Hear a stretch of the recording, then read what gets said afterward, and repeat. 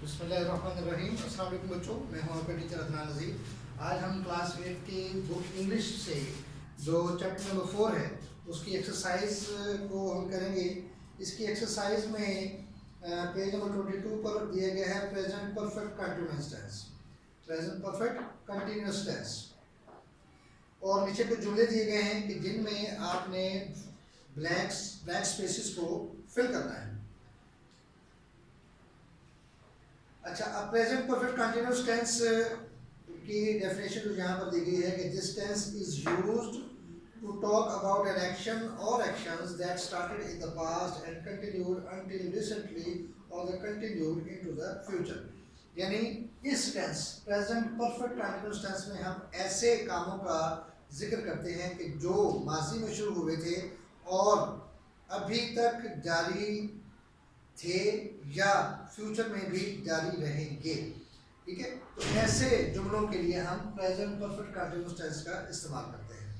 बच्चे, ये आपके सामने मैंने इसका स्ट्रक्चर लिखा है। प्रेजेंट परफेक्ट कंटिन्यूअस टेंस का स्ट्रक्चर ये है कि सब्जेक्ट के बाद हम हैज, अगर सिंगुलर नाउन हो तो हम हैज लगाएंगे और अगर प्लूरल नाउन हो तो हम हैव लगाएंगे, हैज या हैव, और इसके साथ हम बिन लगाएंगे, बिन।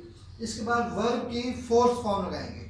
ठीक है, और वर्ब की फोर्थ फॉर्म के बाद ऑब्जेक्ट के बाद सिंस या फॉर, और उसके बाद जो भी वक्त दिया गया है हम उसको जुमले के अंदर पुट कर देंगे। ठीक है बच्चे, ये स्ट्रक्चर जो होता है किसी भी सेंटेंस का, ये बिल्कुल इसी तरह है कि जैसे आप मैथ का कोई क्वेश्चन सॉल्व करते हैं अलजेब्रा का, तो उसमें फार्मूलाज होते हैं। फार्मूलाज के अंदर आप वैल्यूज को पुट करते हैं तो आपका क्वेश्चन सॉल्व हो जाता है।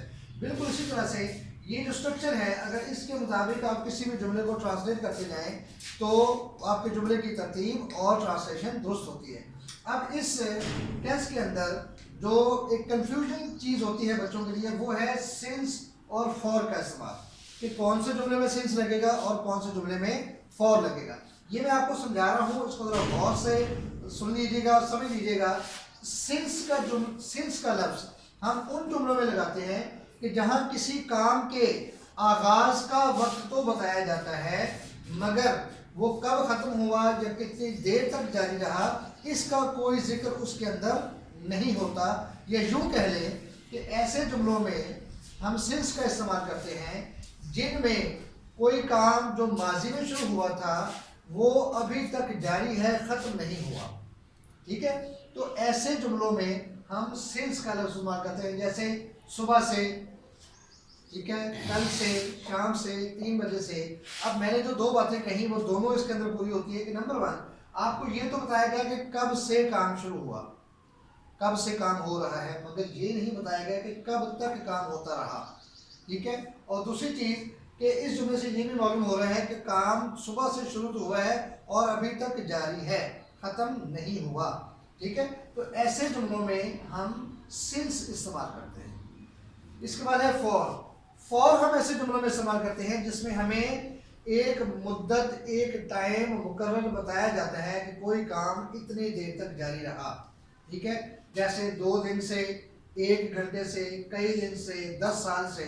ठीक है, तो इन तमाम जुमलों में जो केसेस आपके सामने लिखे हुए हैं इनमें हमें ये मालूम हो रहा है कि कोई काम माजी में शुरू हुआ था और वो एक मखसूस मुद्दत, अरसे, वक्त तक वो जारी रहा, फिर ख़त्म हो गया।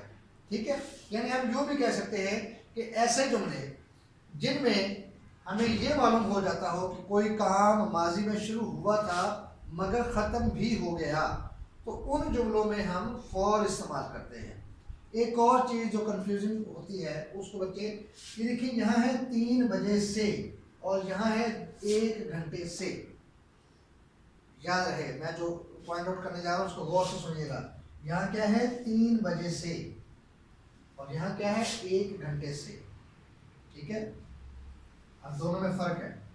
अक्सर बच्चे इनमें कंफ्यूज हो जाते हैं, यहाँ पर भी सेंस लगा देते हैं, यहाँ पर भी सेंस लगा देते हैं, या इधर भी फॉल लगा देते हैं, इधर भी फॉल लगा देते हैं। ठीक है, याद रहे वही पहचान 3 बजे से कि कोई काम 3 बजे से हो रहा है मगर अभी तक जारी है, ख़त्म नहीं हुआ।